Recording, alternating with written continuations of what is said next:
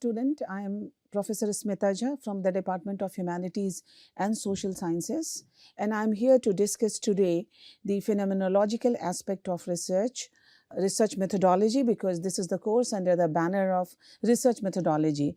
We all know that phenomenology is very, very important, which means point of view. So let us see what are the aspects of phenomenology in research methodology. So phenomenology is a type of research that seeks to explain the nature of things through the way people experience them. It translates literally as the study of phenomena. In other words, it's the study of the meaning of these things or phenomena in the minds of the audience you are studying, means the audience or the researcher. Now, it is the study of a structure of consciousness as experienced from the first person point of view. The central structure of an experience is its intentionality. It's being directed towards something, as it is an experience of or about some object. An experience is directed toward an object by virtue of its content or meaning, which represents the object together with appropriate enabling conditions. So, phenomenology as a discipline is distinct from but related to other key disciplines in philosophy, such as ontology, epistemology, logic, and ethics. Very important part of research methodology. Phenomenology has been practiced in various guises for centuries, but it came into its own in the early 20th century in the works of Husserl, Heidegger, Sartre, Merleau-Ponty, and others. Phenomenological issues of intentionality, consciousness, qualia, and first person perspective have been prominent in recent philosophy of mind. The historical movement of phenomenology is the philosophical tradition launched in the first half of the 20th century by Edmund Husserl, Martin Heidegger, Maurice Merleau-Ponty, Jean-Paul Sartre, et al. In that movement, the discipline of phenomenology was prized as the proper foundation of all philosophy, as opposed, say, to ethics or metaphysics or epistemology. The methods and characterization of the discipline were widely debated by Husserl and his successors, and these debates continue to the present day. The definition of phenomenology offered will thus be debatable, for example, by Heideggerian, but it remains the starting point in characterizing the discipline. In recent philosophy of mind, the term phenomenology is often restricted to the characterization of sensory qualities of seeing, hearing, and like, that is, what it is like to have sensation of various kinds. However, our experience is normally much richer in content than mere sensation. Accordingly, in the phenomenological tradition, phenomenology is given a much wider range, addressing the meaning things have in our experience, notably the significance of objects, events, tools, the flow of time, the self, and others, as these things arise and are experienced in our life world. So, phenomenology as a discipline has been central to the tradition of continental European philosophy throughout the 20th century, while philosophy of mind has evolved in the Austro-Anglo-American tradition of analytic philosophy that developed throughout the 20th century.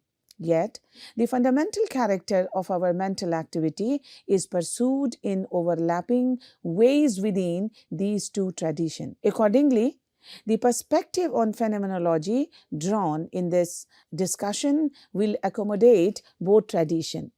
The main concern here will be to characterize the discipline of phenomenology in a contemporary purview, while also highlighting the historical tradition that brought the discipline into its own. Basically, phenomenology studies the structure of various types of experience, ranging from perception, thought, memory, imagination, emotion, desire, and volition to bodily awareness, embodied action, and social activity, including linguistic activity. The structure of these forms of experience typically involves what Husserl called intentionality, that is, the directedness of experience toward things in the world, the property of consciousness that it is consciousness of or about something.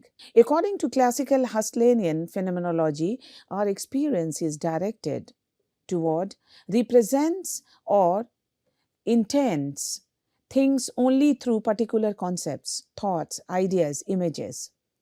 These make up the meaning or content of a given experience and are distinct from the things they present or mean. The basic intentional structure of consciousness we find in reflection or analysis involves further forms of experience. Thus, phenomenology develops a complex account of temporal awareness within the stream of consciousness, a spatial awareness notably in perception, attention distinguishing focal and marginal or horizontal awareness, awareness of one's own experience, self consciousness in one sense. Self awareness, awareness of oneself, the self in different roles as thinking, acting, etc., embodied action, including kinesthetic awareness of one's movement, purpose, or intention in action, more or less explicit awareness of other person in empathy, intersubjectivity, collectivity, linguistic activity involving meaning, communication, understanding others, social interaction including collective action, and everyday activity in our surrounding life world in a particular culture. Furthermore, in a different dimension, we find various grounds or enabling conditions of the possibility of intentionality, including embodiment, bodily skills, cultural context, language and other social practices, social background, and contextual aspects of intentional activities. Thus, phenomenology leads from conscious experience into conditions that help to give experience its intentionality. Traditional phenomenology has focused on subjective, practical, and social conditions of experience. Recent philosophy of mind, however, has focused especially on the neural substrate of experience, on how conscious experience and mental representation or intentionality are grounded in brain activity. It remains a difficult question how much of these grounds of experience fall within the province of phenomenology as a discipline. Cultural conditions that seem closer to our experience and to our familiar self understanding than do the electrochemical workings of our brain, much less our dependence on quantum mechanical state of physical system to which we may belong. The cautious thing to say is that phenomenology leads in some ways into at least some background conditions of our experience. The discipline of phenomenology is defined by its domain of study, its method, and its main results. Phenomenology studies structures of conscious experience as experienced from the first person point of view, along with relevant conditions of experience.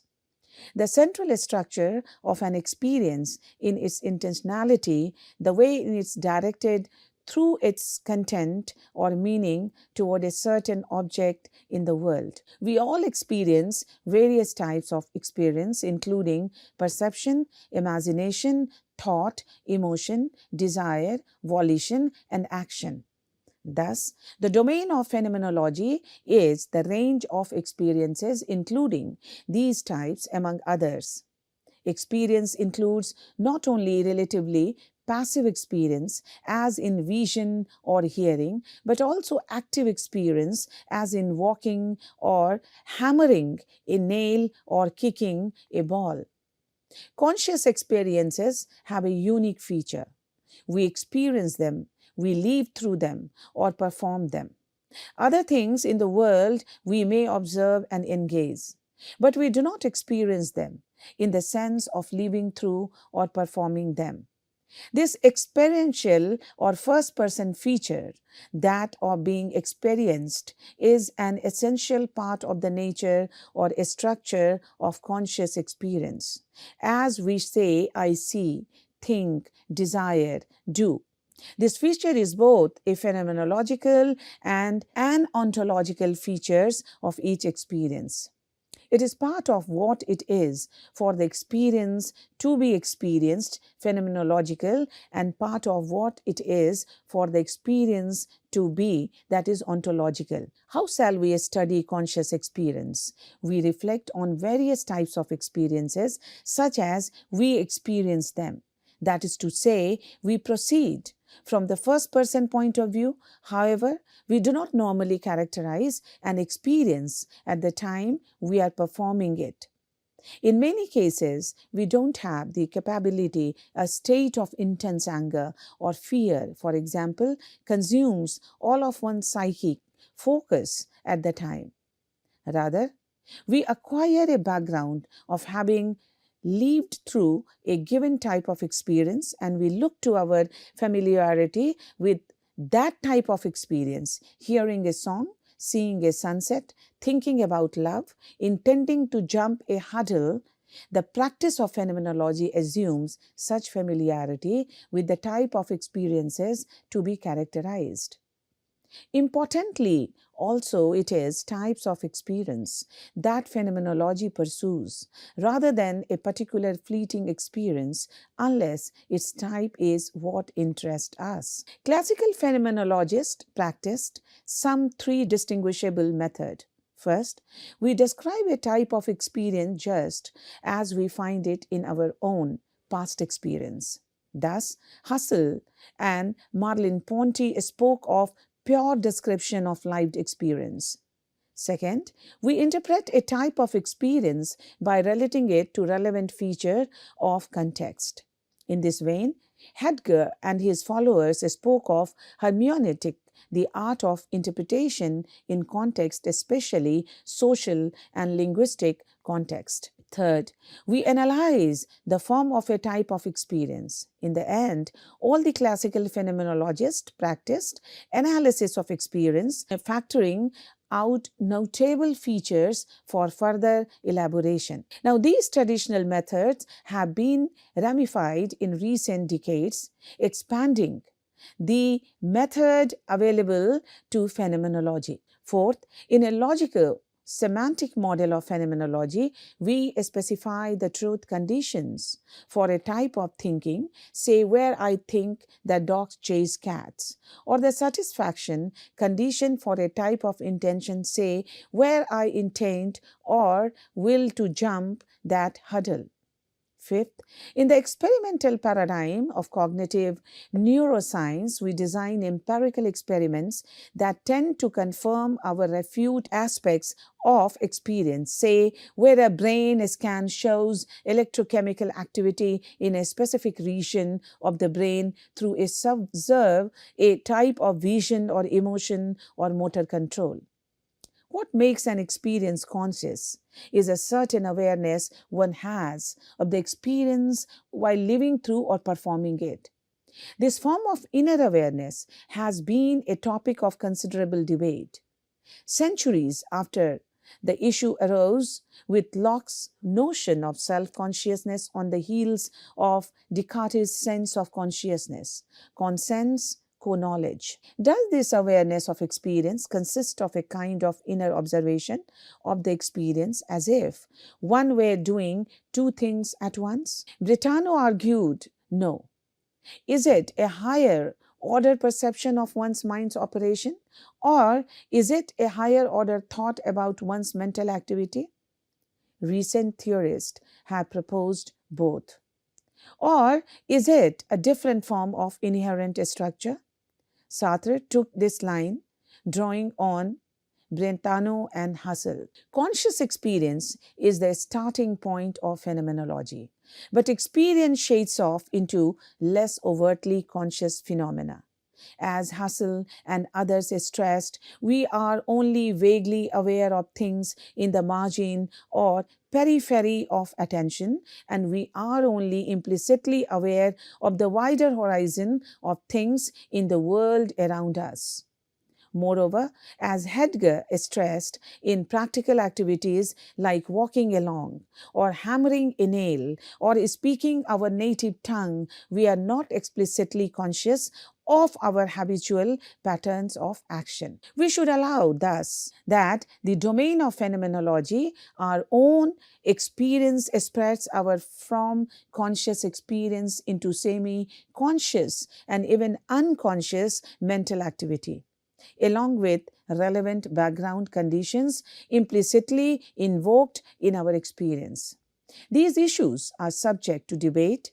The point here is to open the door to the question of where to draw the boundary of the domain of phenomenology. To begin an elementary exercise in phenomenology, consider some typical experiences one might have in everyday life, characterized in the first person.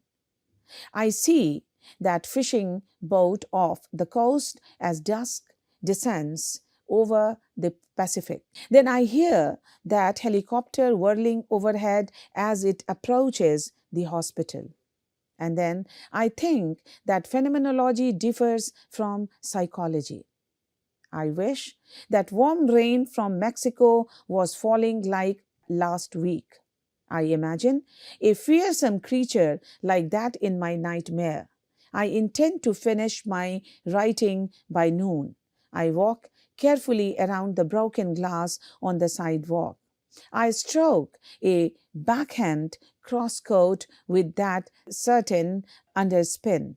I'm searching for the words to make my point in conversation. Each sentence, just I spoke, is a simple form of phenomenological description, articulating in everyday English the structure of the type of experience as described. The subject term I indicate the first person structure of the experience. The intentionality proceeds from the subjects. The verb indicates the type of intentional activity described.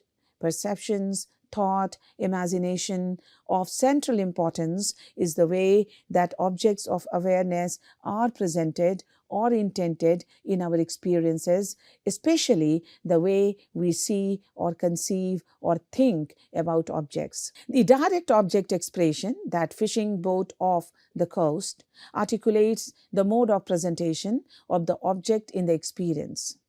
The content or meaning of the experience, the core of what Husserl called noema, in effect, the object phrase expresses the noema of the act described, that is, to the extent that language has appropriate expressive power.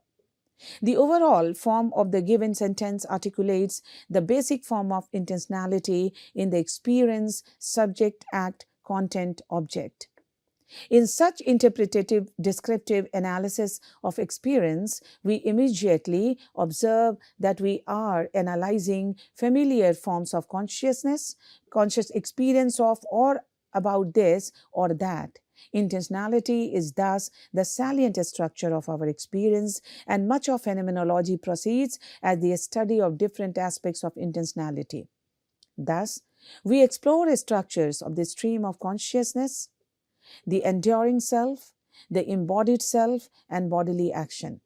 Furthermore, as we reflect on how these phenomena work, we turn to the analysis of relevant conditions that enable our experiences to occur as they do, and to represent or intend as they do. Phenomenology then leads into analysis of conditions of the possibility of intentionality, conditions involving motor skills and habits, background, social practices, and often language with its special place in human affairs. In its root meaning, then, phenomenology in the study of phenomena, literally appearances as opposed to reality. This ancient distinction launched philosophy as we emerged from Plato's cave. Yet, the discipline of phenomenology did not blossom until the 20th century and remains poorly understood in many circles of contemporary philosophy. What is that discipline? How did philosophy move from a root concept of phenomena to the discipline of phenomenology? Originally, in the 18th century, phenomenology meant the theory of appearances fundamental to empirical knowledge, especially sensory appearances. The Latin term phenomenologia was introduced by Christoph Friedrich Oetinger in 1736. Subsequently, the German term Phenomenologia was used by John Heinrich Lambert, a follower of Christian Wolff. Immanuel Kant used the term occasionally in various writings, as did Zona Gottlieb Fichte. In 1807, G. W. F. Hegel wrote a book titled Phenomenologie des Gestes, usually translated as Phenomenology of Spirit. By 1889, Franz Brentano used the term to characterize what he called descriptive psychology. From there, Edmund Husserl took up the term for his new science of consciousness, and the rest is history. The primary aim of phenomenological research is to gain insight into the experiences and feelings of a specific audience about the phenomenon you are studying. These narratives are the reality in the audience's eyes. They allow a researcher to conclude the phenomenon that may add to or even contradict what a researcher thought, as you know, being the researcher about it from an internal perspective. Phenomenological research design is especially useful for topics in which the researcher needs to go deep into the audience's thoughts, feelings, and experiences. It's a valuable tool to gain audience insights, generate awareness about the item being studied, and develop new theories about audience experience in a specific controlled situation. Phenomenological research is common in sociology, where researchers aim to better understand the audience they study. An example would be a study of the thoughts and experiences of family members waiting for a loved one who is undergoing major surgery. This could provide insights into the nature of the event from the broader family perspective. However, phenomenological research is also common and beneficial in business situations. For example, the technique is commonly used in branding research. Here, audience perception of the brand matter more than the business's perception of itself. The exact nature of phenomenology research depends on the subject to be studied. However, every research design should include the following four main tenets to ensure insightful and actionable outcomes. First, a focus on the audience's interpretation of something. The focus is always on what an experience or event means to a strictly defined audience and how they interpret its meaning. Second, a lack of researcher bias or prior influence. The researcher has to set aside all prior prejudices and assumptions. They should focus only on how the audience interprets and experiences the event. Third, a descriptive emphasis on research insights. Research reports tend to be in-depth. The researcher should describe the phenomenon through the eyes of the audience as comprehensively as possible. Fourth, connecting objectivity with lived experiences, researchers need to describe their observations of how the audience experienced the event as well as how the audience interpreted their experience themselves. Now, types of phenomenological research design. Each type of phenomenological research share the characteristics described below. Social scientists distinguish the following three types. Existential phenomenology focuses on understanding the audience's experience through their perspective. Hermeneutic phenomenology focuses on creating meaning from experiences through the audience's perspective. Transcendental phenomenology focuses on how the phenomenon appears in one consciousness on a broader scientific scale. Data collection methods in phenomenological research draws from many of the most common qualitative research techniques to understand the audience's perspective. Now, here are some most common tools to collect data in this type of research study, like observing participants as they experience the phenomenon, then interviewing participants before, during, and after the experience. Focus groups where participants experience the phenomenon and discuss it afterward. Then recording conversation between participants related to the phenomenon. Then analyzing personal text and observations from participants related to the phenomenon. Now, these methods may not be used in isolation. Most phenomenological research includes multiple data collection methods. This ensures enough overlap to draw satisfactory conclusion from the audience and the phenomenon study. Get started collecting, analyzing, and understanding qualitative data with help from Quick Start research template. Now, limitations of phenomenological research. It can be beneficial for many regions, but its downsides are just as important to discuss.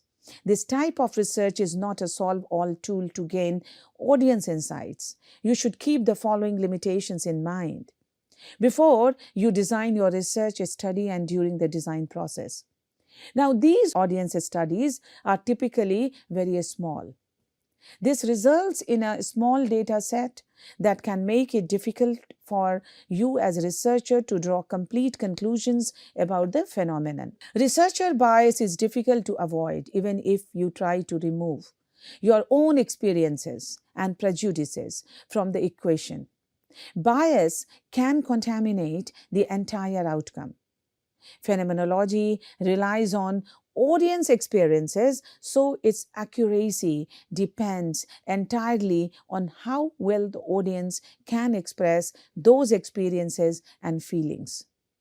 The results of a phenomenological study can be difficult to summarize and present due to its qualitative nature. Conclusions typically need to include qualifiers and cautions. Now, this type of study can be time-consuming. Interpreting the data can take days and weeks. Phenomenological research design is descriptive. The researcher aims to describe as accurately as possible the structure of a phenomenon. Qualitative phenomenological research design aims to uncover what a particular experience means to a group of people and how they experienced it. This approach requires researchers to set aside their prejudices and prior assumptions and focus mainly on the immediate experience. It requires the researcher to first describe the lived experiences objectively and then reflect on the description with reference to the existing theories about the phenomenon. Phenomenology is the everyday world from the viewpoint of the person. In this viewpoint, the emphasis is on how the individual construct their life world and seeks to understand the taken for grantedness of life and experiences. Phenomenology is a practice that seeks to understand, describe, and interpret human behavior and the meaning individuals make of their experiences. It focuses on what was experienced and how it was experienced. Phenomenology deals with perceptions or meanings, attitudes and beliefs, as well as feelings and emotion. Exploring phenomenology and three key perspectives. Intentionality. This key concept describes consciousness, directedness towards object. Our experiences are always about something. This aboutness is not limited to physical objects and encompasses mental acts like remembering, imagining, or even fearing. Second, essence over existence. Husserl's phenomenology focuses on uncovering the invariant structures of consciousness, aiming to reveal the essence of experiences like perception, thought, or emotion. It is not concerned with whether the object of an experience actually exists in the world. Transcendental reduction. To grasp these essence, Husserl introduces the epoch, a methodological tool to bracket our natural attitude towards the world.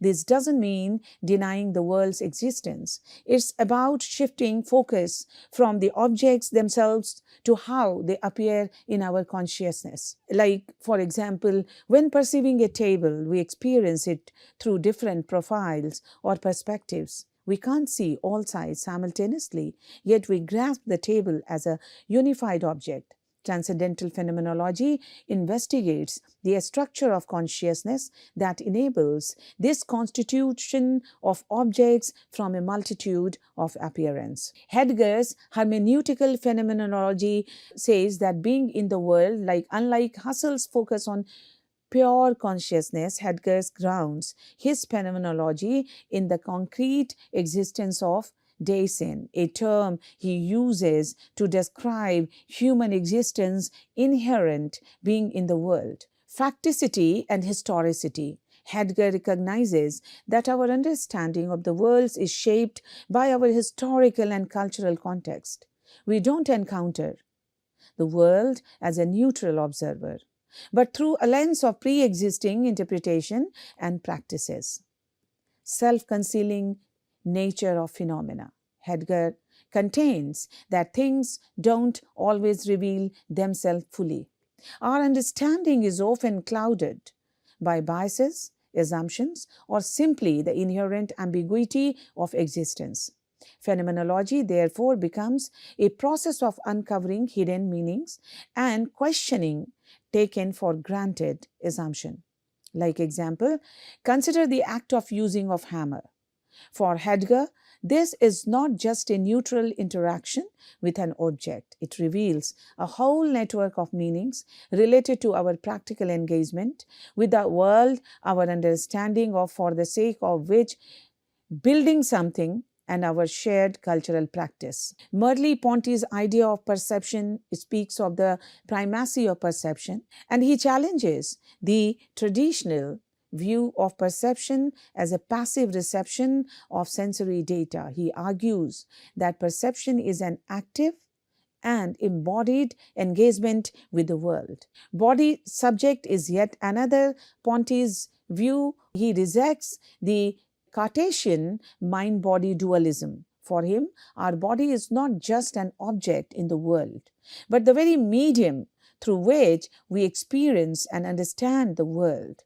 The body is the vehicle of being in the world.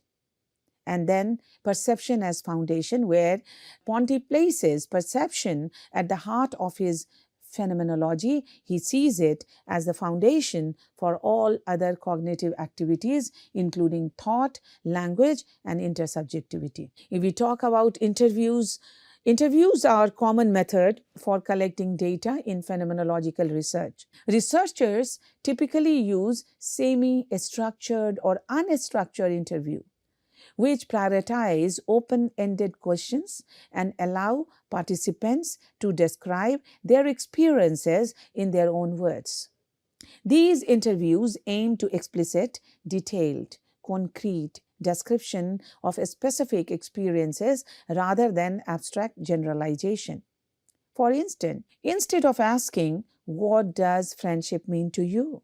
a researcher might ask, "Can you describe a time you felt particularly connected to a friend?" This shift from the abstract to the concrete helps researcher access the pre-reflective, lived experience of the phenomenon, revealing its texture and nuance. Researchers may also use follow-up questions to clarify or gain a deeper understanding of participants' responses. Phenomenological interviews often explore experiences across multiple dimensions, and the first is bodily sensation. The interview might ask, "What was happening in your body during that experience?" Or how did that situation make you feel physically? These questions help uncover the embodied aspects of experience often overlooked in more cognitive focused approaches. Thoughts and cognition questions like what sense did you make of that experience? Or what thoughts went through your head? Help explore the cognitive interpretations participants make about their experiences. Emotional responses. The interview may ask what feelings were present during that time, or how did that situation make you feel emotionally? Allowing participants to articulate their feeling without judgment or interpretation is crucial. Relational dynamics. When exploring interpersonal experiences, interviewers might ask, what was it like to be with that person during that event? Or how did your relationship with that person shape your experience? Recognizing that experiences are not confined to the individual but are shaped by social and relational contexts is central to phenomenological inquiry. Beyond interviews, phenomenological research may draw upon a variety of other methods, including discussions. Open ended discussion among participants who share an experience can shed light on commonalities and differences in how the phenomenon is lived. Participants' observation. This method involves the researcher immersing themselves in a particular setting or community to gain first-hand experience of the phenomenon being studied. Then comes analysis of personal text, in which participants' diaries, letters, or other written accounts of their experiences can provide valuable insight into their subjective life worlds. And then comes creative media. Researcher may use dance, literature, photography, or other creative media to encourage participants to express their experiences in non-verbal ways. If we take examples, in terms of phenomenology that are particularly important in phenomenological research, because rather than treating individual experiences as mere illustrations of general concepts, phenomenology understands examples as offering a unique window into the essence of phenomenon. Researchers carefully select and analyze examples to uncover and articulate the essential features of a lived experience. Thus, phenomenology is a type of qualitative research as it requires an in-depth understanding of the audience's thoughts and perception of the phenomenon you're researching. It goes deep rather than broad. Unlike quantitative research, finding the lived experiences of the phenomenon in question depends on interpretation of analysis. So, friends, I'm going to wrap up this discussion, that is the aspects of phenomenology. Let us see the relevance of phenomenology in our next discussion. Till then, thank you.